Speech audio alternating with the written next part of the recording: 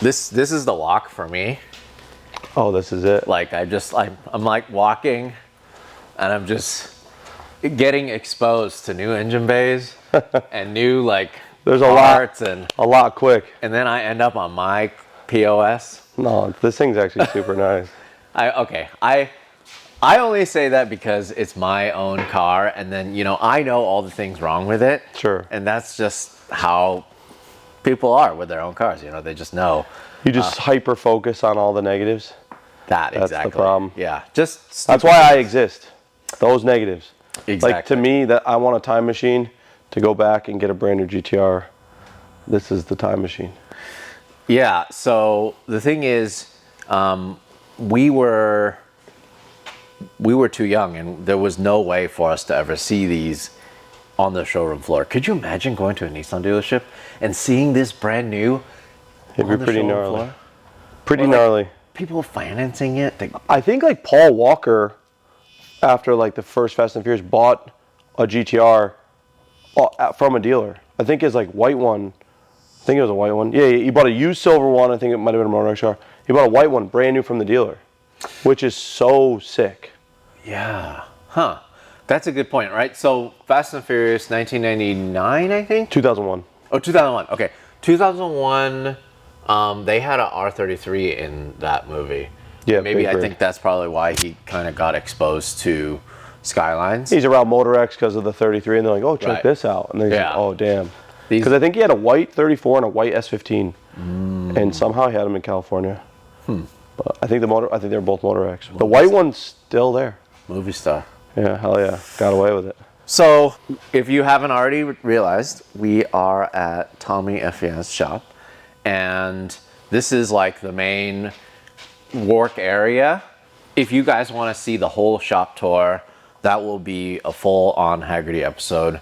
In this episode, we're going to more talk about what I'm going to do to my car.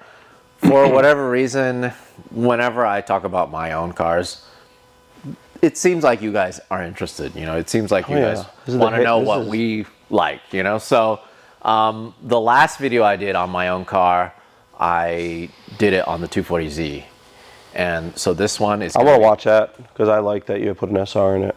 Yeah, I just wanted to modernize the Z, and I wanted to make it functional. I want to drive it on the street. And I said after I restored it and after I put everything into it, I wouldn't take it to the track. But of course I took it to the track. How was it? So much fun. Yeah. Amazing. How much power does it make? So 300. Oh, so it's like an S15 turbo or something? No, it's a SR, or it's a S13 SR, but it's just a GT28. Oh, okay. Yeah. So it's, running on Haltech. It's good. It has AC now. That's sick. But this, I kind of wanted, I guess, OEM Plus. That's kind of why I'm bringing it here. But also, the main thing is I just want you to do your magic on it because there's so many faults from the factory. This car was never meant to last this long, right? We can show them the faulty stick. So this is how your turbos drain. That's pretty much this thing's only job, like we talked about. And like, this is on the back. So you have this somewhere tucked in there. You could try to look. So since it is here, it's probably right behind the breather. Just this 2-inch hose for no reason that they could have just connected. Like this one's connected. Why couldn't they just connect this one? There's no flexing. Maybe it's a manufacturer thing. I don't know. And the other crazy thing is, like, even if we were to take this out, you'd have to take the motor out and you replace this, or you replace it with silicone. This might be air. I don't even remember. But either way, it's still, you get an air leak. Like, look how old and dried it is. These are coolant. This is coolant. So you have two, you have two, you have two, you have God knows how many here that could leak. And all it does is wrap around nicely here to the upper radiator hose. It goes into this right here.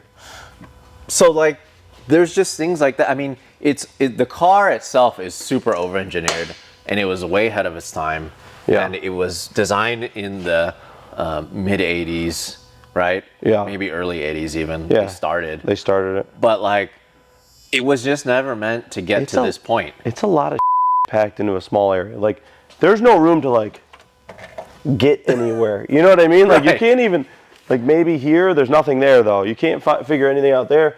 If you have to put a belt on, all this has to come out. It just, I feel like the Nissans of this era were just notorious of that, right? The Z32, imagine the Z32. probably the worst one. This is cake compared to the Z32. Yeah, so You know? it was of that era. Like you look at the Nissans from the 70s, like the 240Zs, so much room. You could hug the engine. Oh, yeah. You know?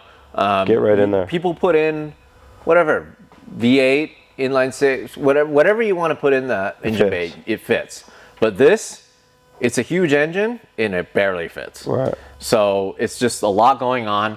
Plus the Hicus is something that is really finicky and that it just was not meant to last. Again, also, that's not even touching on the driving dynamics part of it. You know, I took this to the track, tried to drive it fast, and it kind of scared me because I'm like not really sure. Is the rear end coming out, or is it It does a weird oversteering? It does like a weird unsettling, like you'll lock it when you're taking a long sweeper, you'll lock in, you'll feel good, and then all of a sudden it'll go. Just a little. Yeah. I mean like, and you're like, whoa, like you feel like you're about to lose it, you let off the gas, it's just very uncomfortable. It's a very different driving feel. Like, for example, I've driven Lewis's Subaru, his STI swap GC8. Amazing. Great driving car, so easy to drive. And like, you could use the all-wheel drive power and use the all-wheel drive everything to your advantage. Versus this, it just, I don't know, being a traditional driver, I guess I just This is can't get used to it. rarely, especially in track driving, in all-wheel drive. It's mostly just rear-wheel drive until the transfer case does what it needs to do. You can watch the torque gauge. Have you ever watched the torque gauge? Not really. So there's a gauge that tells you when you're using your front torque, and as you hit the gas, it'll go up. You know, first, second, you'll see it the most. Yeah. I mean, when it makes more power, you'll see it move a lot more. Of course. But in stock form, third, fourth gear, that thing barely moves. You know, it just barely moves. So that, and also I've just been afraid to drive this. I've had this for a couple of years now, and I take it to shows. This was the first ever this versus that race. Oh yeah, I saw that. Like first filmed, and also first published by Hoonigan. And you almost lost. I almost lost to a stock Nissan Maxima. And that's all the jokes, right? But it's a 30-year-old gap. The important thing is I didn't lose though. That is for me, because I hate when people are like, "Oh, it's just a Maxima." Well, the Maxima, it makes an honest 300 horsepower, right? Yeah. It's front-wheel drive, obviously way more newer technology. It doesn't even need a shift because it's CVT. Right. Meanwhile, you're racing against this dinosaur that made a honest 300 horsepower also? Yeah, probably. Yeah. Yeah. So you know, due to its age or whatever, I'm sure it's a lot slower. But man, I'm so glad I didn't lose to that. Yeah, that you wouldn't live that Yeah, down. I wouldn't live that down. Yeah. The internet would shift. Right. Like you guys could have caused a problem for everyone. If you think about it. Right. Have you ever like, if I come in here and say like, "Oh, that strut tower bar is no good," Yeah. the internet now, that anytime they see that, it's no good, you know? right. So luckily you didn't lose. Luckily. But with that said, it leaks. The turbos. I can smell coolant. Probably, yeah. You could probably. I can smell it just a Right. very faint. Yep, you're right. Yeah. So I'm leaking coolant. Turbos can go anytime because there's a stock turbos. The ceramic wheeled. So when they go, they shoot ceramic dust in every direction at whatever RPM they're spinning at. And people are trying to like say like, well, your exhaust goes out, so it'll stop it. It's the equivalent of like shooting a bullet at a fan. Like can a fan stop a bullet? Yeah, you don't know. No, Yeah. it can't. Yeah. I mean, but mechanical, outside of mechanical stuff, in terms of like this year, this age of a car, it's not bad. It's 1990. super clean. Yeah. It was repainted in Japan. Yeah. But they did a good job, I think. I think they did a good job with replacing certain rubber.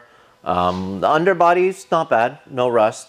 There was a couple little Pinch issues. welds are jammed up and stuff. Yeah, and I think Top Rank, the guys that I bought it from, they did some of the fixes. I think there was one problem area, like in the door jamb area, but they mostly fixed all of that, which, you know, I've had it on my lift. I've had it on The other trim is people's really lifts. nice. Yeah, I think they did a one's good starting. job mostly. You can replace this before they disappear forever, but that's on you. So then now I guess we can kind of go over the plan of what are the main areas that you think you'll tackle to fix a lot of the problems. So the main thing, the engine has to come out, obviously. It's so much easier. If we're going to do turbos, if we had to do a clutch, if we, anything like that, engine comes out and gets blown apart. Subframe goes to powder coat, replace motor mounts.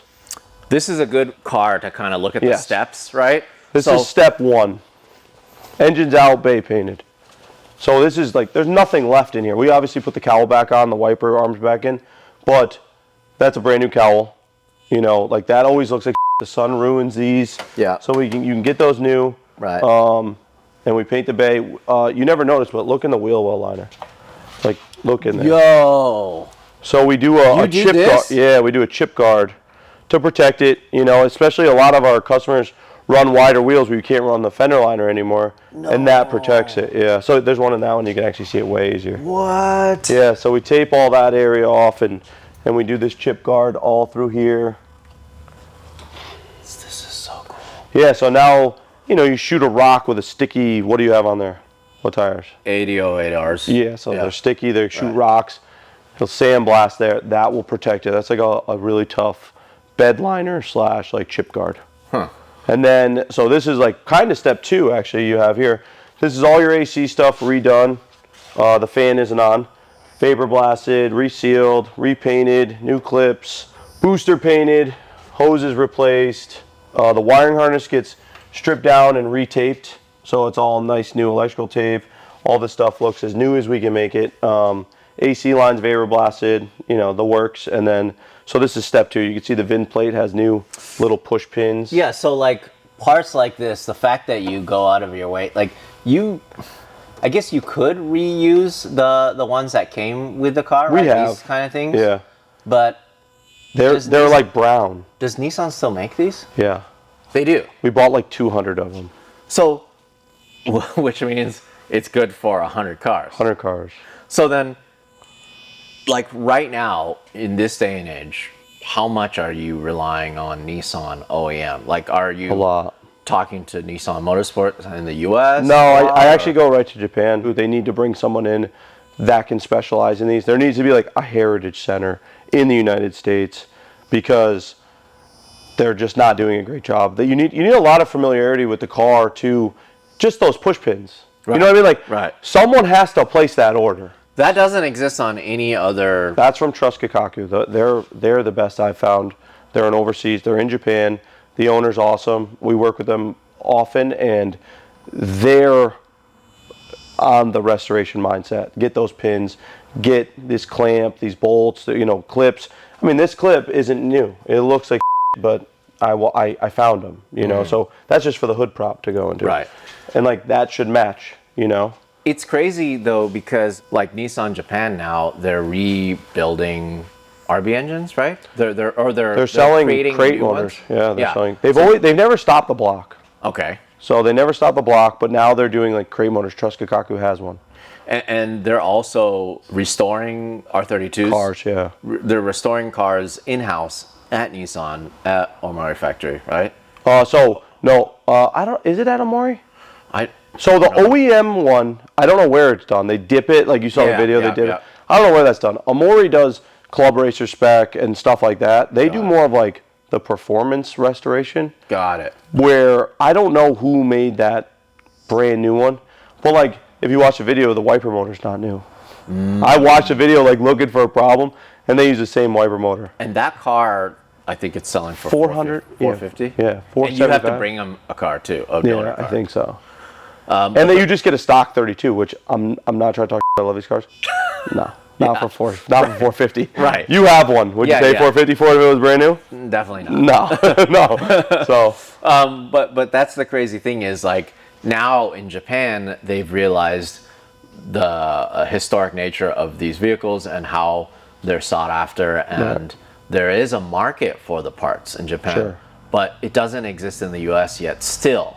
The heritage stuff is funny because you'll get it. I wish I could show you some. And you have a bag with like, those push pins, whatever you want. And there's a sticker that says Nismo Heritage. If you peel that sticker up a little, you see the original the original part sticker. They literally just slapped it on and doubled the price. So like the brake booster, the clutch booster. I don't know if you knew this. Your car has a booster for the clutch. I had no idea. Yeah, so that's why it's easy. If that goes out, your clutch is really heavy. Right. Okay. So it has a booster for the clutch. That part, they'll slap a sticker right over the old sticker. It says Nismo Heritage, and it's just kind of funny. But we are relying on whoever has the parts to get them. Like this. This is our most important piece that Ian, remade in USA, gives us. These are used ITBs, similar to these. Yep. That he reconditions, he reseals, he machined all these little plastic pieces, he got new springs, and he made these actually seal better than factory. We can get a car to idle at 800 RPM with these. This is so crazy. So Ian is like me, you know? And look at this. This is his, each one gets a tag, he knows, you know. And he redoes everything. So, every piece of this is redone. And he sells them to other people. Not just us. Yeah. But you're like, we buy about we usually have about 10 sets on hand, and they're not cheap, but they're one of the most important parts. So we collect our cores. Ian sometimes will come up, grab all our cores, drop all, do an exchange program. Right. So like, for example, mine, you'll give the core to him. One of these can go on your car. Like these aren't assigned to any customer. Got it. So and then the core will go to him. Yeah, and there's no shortage of Ian. So even if I sold all these tomorrow, he could have another 4 for me the next day. He's really good. Got it. So this is super important, I think, because that's mechanical and visual. Yeah, and we keep talking about the fact that, look, the R32, you mentioned this earlier before we started filming, they've been legal in the US since 2014, and even more are coming now, even though they're going up in price. I think there was one point where they were just so cheap, even though they were still rare and they just started coming in, they were legal. For whatever reason, they didn't go up in price yet. My first 32 was $17,500. And it was a clean car. It was pretty good. It was great. That's like... So I remember they came in, they were like 20 to 25. Yeah. Then we'll call them first generation people, got them. Yeah. And then went to resell them. You buy a car for 25, what do you sell it for? 20. You know what I mean? Like, I'm not a dealer, whatever. Right. So they sold them for 20. You can negotiate down. The guy I bought mine from was in the military. He bought his for $8,000 in Japan. No way. Dude, they used to be cut in half. Immaculate cars used to get cut in half and get sent here. It's the timeline is kind of interesting. It's kind of reminds me of like the Porsche a little bit. Yes. You could get a 964 at one point for like $15,000, and it was not bad. Yeah, you can get like a turbo 993 for cheap. Yeah. You know what I mean? 40 grand. Right. But so they went for like 20. Then there was like a dip where like they took a hit. 15, 16, 17, somewhere in there. They took a hit. The first ones coming in were the highest price, and they were buying them for 10, selling them for 20. These people were like cashing in, they thought. And then they went down, and then all of a sudden they just shot. And it's all the weird auctions and stuff. You see one hit, and then everyone's like, mine's worth that, Yeah, and part of it is that you never know. Like, the cars are just getting less and less analog, and this is as analog as it gets. This is it. Yeah, this is it's funny. I love a lot of people make the comment when they see my car. They're like, "Oh, I'm so glad you got a 32. I love it way more than 33 and 34." I'm like, you act like I can afford. I'm like, I got this because I had to. Yeah, I had to. I wanted a GTR. Yeah, if that's why I don't have a 34. 34. Every other YouTuber has a 34. I got a junk 33. Oh, So like this is what your engine will look like. Like this is before it goes in. So you got your new ITBs, powder coated valve covers, and intake manifold. We'll have to talk about color. Yeah. If you want, what I think that we've never done, we did it on a TH1 car. TH1's the blue. We color matched it, and it looked awesome. And I think your car, that's really close. So it's like your car might look cool AH3, but it also might just look cool wrinkled black. Yeah. Color match is cool. Color match, you mean the body? Color match the body, the bay, and the valve cover. So what I've noticed, right? Like this car, HKS does this. Right. It's close. This car has so many different colors of gray. Yeah. It has diamond black wheels, which are gray. Yeah. But basically, whatever color you choose for your valve cover, the stuff around it needs to be dumbed down. because you either want your valve cover to pop or you want the stuff around it to pop. So if you have a red car, you could do wrinkled black piping and stuff and do a red valve cover, and your valve covers look like it's like floating in the bay. Right. Right. Where if you go black, you need like polished stuff around it to make the engine stand out. I think your car, if we did AH3 valve covers, it would look gnarly. You know, it would stand out, and then you do black, or you can even do silver around it. Well, it's not even that far from this. It's really not. Right? That's 34 engine. Right. Yeah, right. it's And not I that don't far want to from it. kind of lie to people that. No, you have to do AH3. This is like a cherry, Right. like a whatever, you know. But either way, I love this look. It's so simple. This is like a charcoal wrinkle. It's so simple and like means business to me. Yeah. You know, where you'll see like purple and green, and you know, I just think this is so This is clean. super cool. Yeah, and while it's cool that mine is stock now, and you know I have a stock airbox, and everything is stock. Just a couple things like suspension, whatever, things that don't matter. I don't care what Tommy does to it because it's my car and I'm gonna have it forever, and I don't really care. And anything can be changed. Yeah, anything can be changed, but it's my point wasn't to have 100% stock car. Right. Like if I wanted a concours car, I feel like it's just not. That's not the way to go. You know, bringing it here. You probably can do a concours car. You probably have we have all the enough stuff. Yeah. parts for it. But that's not the point. I want to enjoy my car, and I Right. want it to last, and I want to drive. And you want to pop the hood and people are like, oh, Yeah, you know? yeah. So I want to show you something else. So remember we talked about that drain with the lines? Yeah. So if you look at this engine, you've got this comes around and it goes into this. So you see that has a fitting on it? So this is factory. This is how it looks. So our first step is we do this. Whoa. So we weld it closed, and it looks kind of right? Right. So to get that original finish, we take this and we sandblast it, and then we vapor blast it, and you would never know. Oh, it looks OEM. So It it's matches like this. It matches perfectly. So Yeah, if you it look, matches you'll this. see a little circle if you look really closely yeah. where it used to be. Yeah. But like I mean, but it still has the. You even go as far as to leave. we the have to hamburger keep on there. that. We have to keep that on. Yeah. That's like so when you sandblast it, it gives it a uniform finish, but then you have to vapor blast it after you sandblast it to get it back to like a more polished, like cast aluminum look. So then it looks like this. That is so cool. So, do you guys just build these for yourself? You don't actually. We don't sell these? them. Okay. We So haven't. if We've you- talked about it. If you are, basically, you build it for yourself. So when you do this process, you have it for the customer. Yeah, so we have like 5 of these on deck. That's what I just pulled it from. So these are like our, the ones that our buddy Ben already did for us. And then check this out. So this is something I was like experimenting with. So this is your upper pipe, right? Yep. And we take the sticker off for the emblem. And then, but this pipe is really good. It's just, I don't like that emblem. So I had him remove. No way. He sat there and like, then we sandblasted it, then we vapor blasted it. So this could be polished and actually end up looking like aftermarket, but have all the OEM qualities. I kind of like that though. It's super Yeah, 90s. it is good. I don't hate it. I just wanted to, because this screams stock to me. Yeah. And if you run this with like intercooler pipe or like a built car, got it. it's just like too stock. Yeah. So then we have like stuff like this. This is all, we work with a company called Jet Hot Coating, and they use a coating that actually gets applied with a jet engine. It melts metal and sprays it on. So manifolds are Jet Hot coated. This will never not look like this again. So it'll never rust. You feel it. If it's like it's liquid metal that they spray on it. It is like harsh. It's like sandpaper. Yeah, it's like sandpaper. Whoa. So we use that there. Then we put the shield on. Your underhood temperatures will be insane. This is actually a shield for the O2 housing, which is the piece that comes off the turbo. So it bolts to that. Where's the furthest somebody's shipped their car for you to work on? I don't know. We had our first international car. It was just Canada. We've had a California car.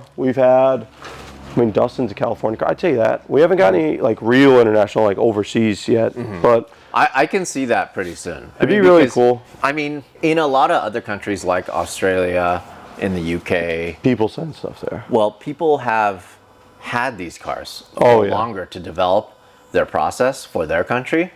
You know, I think you could actually, or you could have bought like a brand new R34 in the UK. I think they sold a certain amount, I think right? they must, yep. Yeah. But these cars relatively are just still new to this market, to the point where there's not just GTR shops popping up. Right. Like, what I always thought was really interesting, being a Z guy, were how many actual Z specialty shops. There's a gangster down the road. When I say gangster, he's like 60, 65 years old. His name is Vinny. He's known in the Z world, and you would never know he was there. He's just in a rental unit down the road, and he stops in every now and then, checks out what we're doing, loves what we're doing, because he's like, you know, the early generation of this. But Z shops, they're like rotary shops. You never really hear about them, but there's one in every state that is good. Yes. And I don't know, it's weird. I mean, in California especially. Oh, there's a bunch. There's so many of them. Right. And it's just a thing, right? Right. It's weird because it's not even really a specialty car. It's not like a certain person has to work on it, you know, but... Yeah, nothing really is, you know, but at the same time, it helps if you do focus because you have all these spare parts. Right. I don't want Supras coming in here now, and I'd have to I don't have hardware. Yeah. You know, so I think it is important to go to a specialty shop. I see some arguments online where like it could just be a good shop, but you know, we know things that. Yeah. Like, I can't tell you how much, I've learned so much about the 32 just being here for a couple hours. Like, I'm so blown away, and I've had. And I don't even know that much compared to some people out there. Yeah. You know what I mean? And this is a thing we were talking about earlier. Like, you don't know how to read Japanese. No. You don't know Japanese. Like, there's so many things that you may not know just because it hasn't been written in English. Well, the other thing is, like, I don't think you truly know a car until you take apart 10 of them. You know what I mean? Like, you can look at them and put them, like, you know, put one together, whatever, but I think you need to take them apart more. Yeah. And see how things go, or have a bunch of failures. Right. Oh, that line always fails. You know, you hear about, like, MR2s, the hose from hell. Yeah. I don't know where it is, but I've heard of it. You know, it's like under the intake manifold. It's impossible to get to. Yeah. So, like, each car has its own little quirks. GTRs have a bunch of them. Like the oil pump. I was showing you about the oil pump. Right. Yeah, see, this is why I like doing this, because now we're getting super nerdy here. But again, if you guys want to watch the full tour of this whole place, as many nooks and crannies we went into, definitely check out the Haggerty show. But this one is more just kind of talking about the process. Oh yeah, we should get back into what we're doing here. So with your car, my brain just keeps yelling stock, and I don't know why. And I think it's because the way you talk about having your stock wheels, talk about having your stock airbox, you're like, I'm not saying you're proud of it, but you're like, nobody has them, you know? And I think if we don't need to keep the airbox, we don't need to keep the wheels, but I think if we can keep it subtle while also, if this thing makes 400 wheel horsepower on 91, like, it's going to be fast. It's going to be great, and it's going to still be reliable. I won't lose to any Maximus. You will never lose to a Maxima. But I'd love for people to pop the hood and be like, oh, you got a stock 32, cool. And then you don't, you know, you got a fast 32. Yeah. I mean, like, a couple of things that, like, for example, I definitely want to get rid of that Nissan OEM battery. The 48-pound battery? That thing's huge. Yeah, I'm going to put a... That's bigger than it was factory. I know, it's huge. It's huge. I'm going to put a lithium-ion anti-gravity battery there. And can I show you what I hate about it? I hate about what? Your battery. Someone mangled the terminals to fit these big-ass terminals. Right. I have to keep them JIS, which is like... the original. Small. Yeah. So this one doesn't even, this one does have it. We had to do some weird stuff. So these are the small ones. We actually bolted this to there. Oh, cool. So we could keep it, but we can replace your battery terminals back to factory. So when you get your anti-gravity, just say you want JIS terminals. Yeah, got it. And they'll do that. Cool. And I don't relocate batteries ever, even if a customer begs me. I won't do it. It has to be here. So I'm thinking, like, coil radiator. Yeah. Oh yeah, want to show them the radiator mod? Right. So radiator is a big thing in that. No, this one hasn't been done.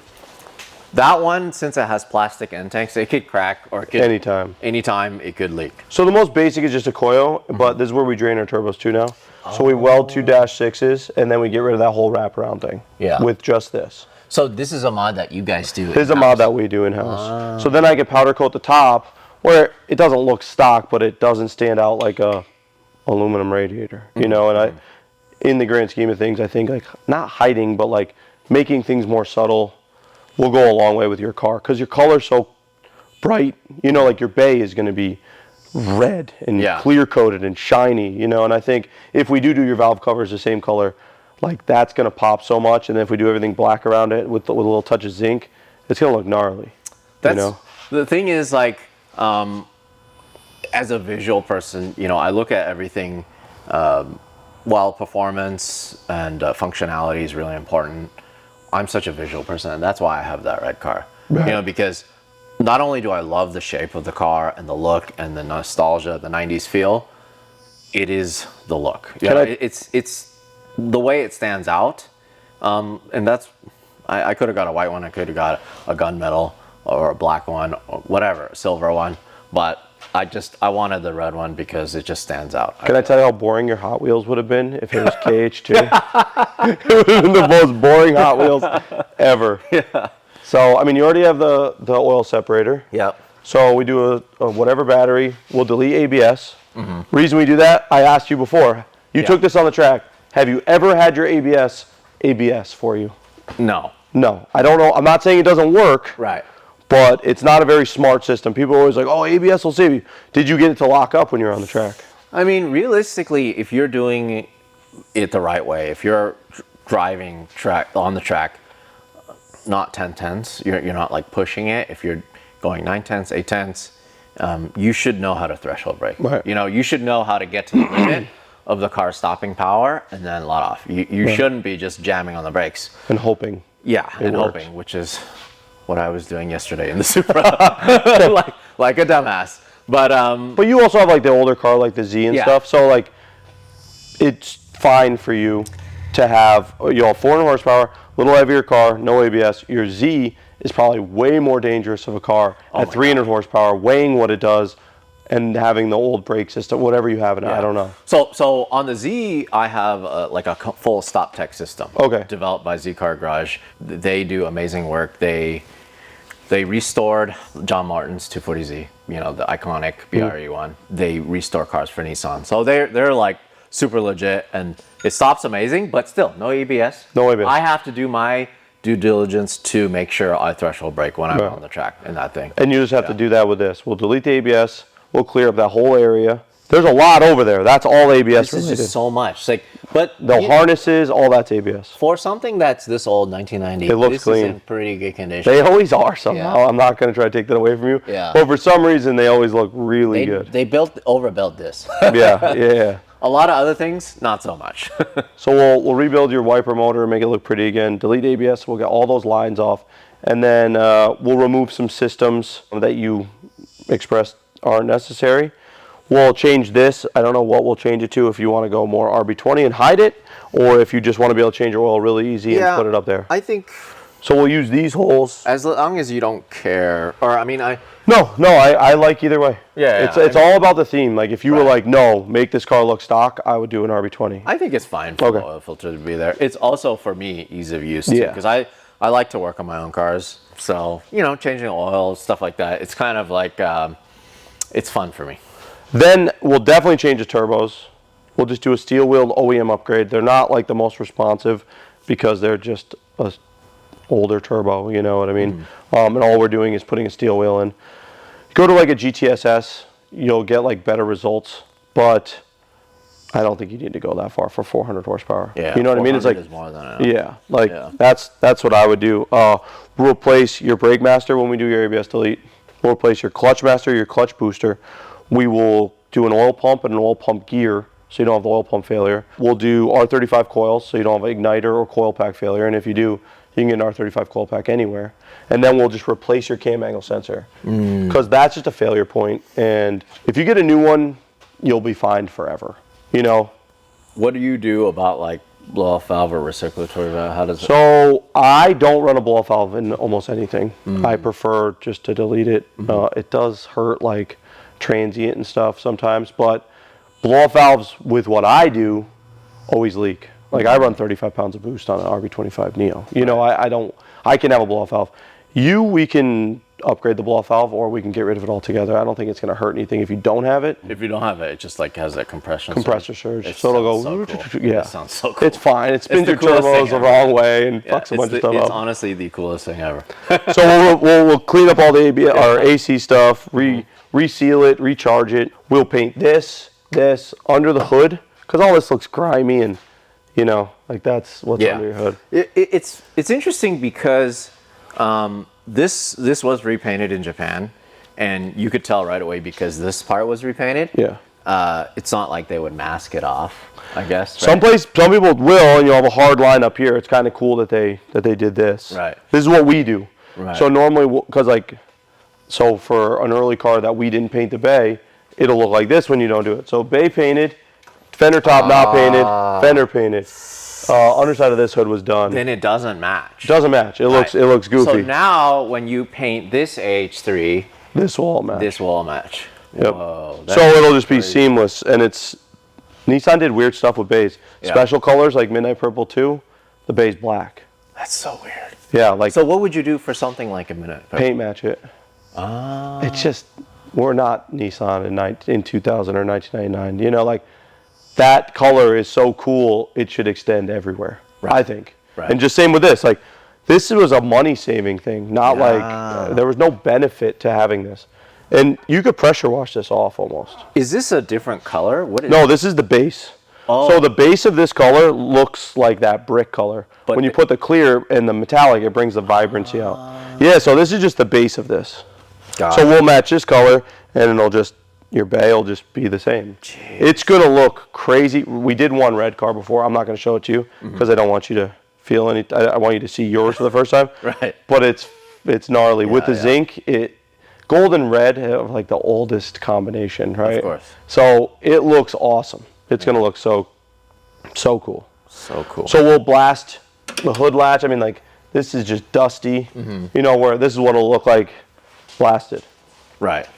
I just it's like we have the pieces to show what it could look like, and the thing is, once you are done with this, the finish will last a lot longer because this in this form probably saw some daily driving duties in Japan. When I bought it and I put my hand in the visor, I found an ETC card in there. That was the one they used. And it was a car. There was change in it, of course, and it was one that somebody used. We found brand new cigarette packs under the seat, stuff cool. like that. Yeah. But I think paint matching this, it is cool. It is original. You're never going to sell it, you say. So you don't need people to be like, well, that bay's been painted. It's fine. Yeah. It's just the whole car's been repainted. Right, so. Exactly. So there's So we'll do under the hood, tops of the fenders.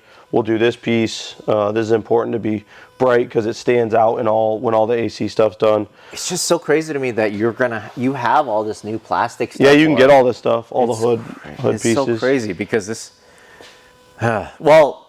In the grand scheme of things, the R32 is probably the easiest to restore because they made so many of them, right? So the 32, there's a lot of parts. There's so many, and like I said, the GTS-T, almost everything is the same. If you get or a GTS-4, an all-wheel drive car, they have the same transmission, the same axles. They have a different diff, but 33s, a lot of stuff still works, but it's harder to get. 33s were the least built.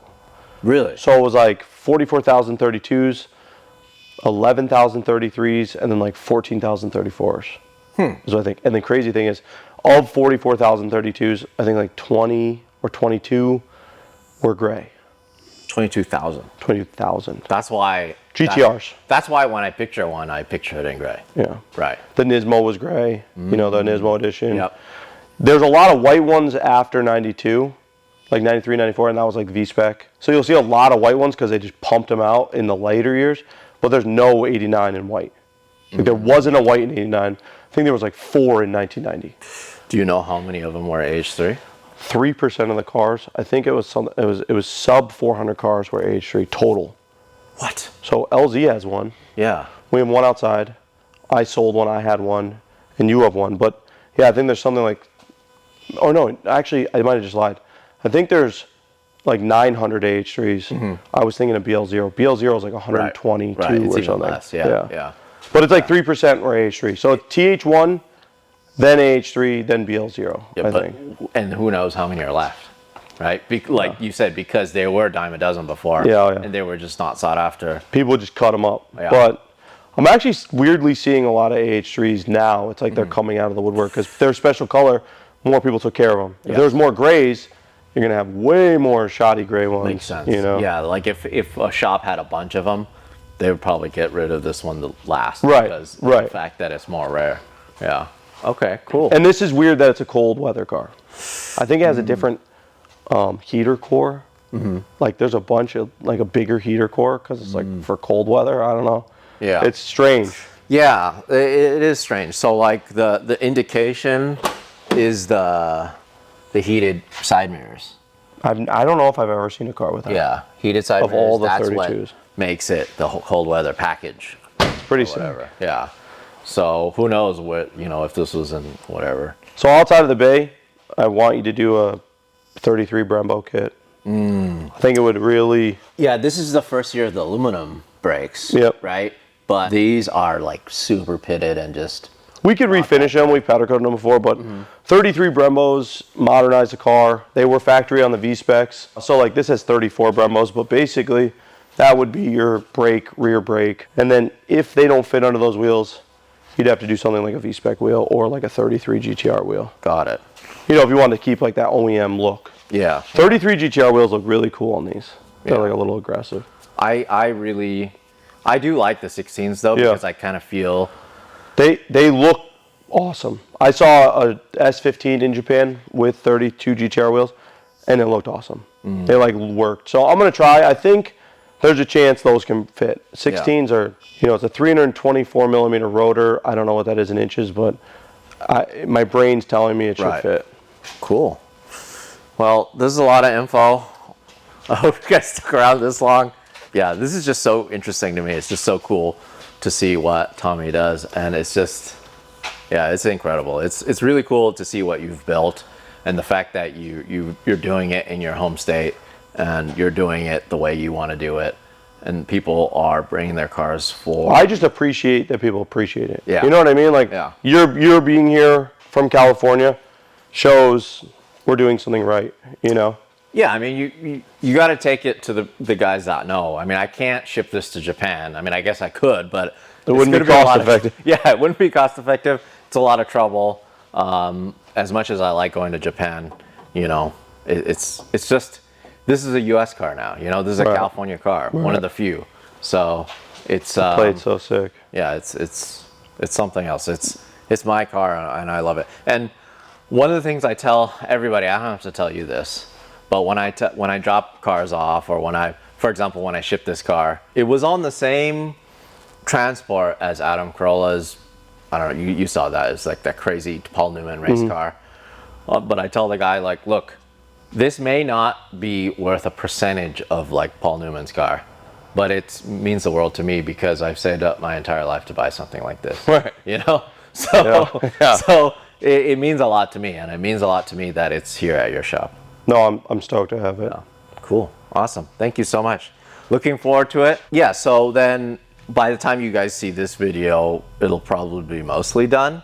And then what I'll do is I'll do a follow-up video. I'll show all the bits that Tommy did. I'll show his footage, and also I'll take it for a drive and kind of, go through that whole process. So hope you guys enjoyed it. See you guys in the next video.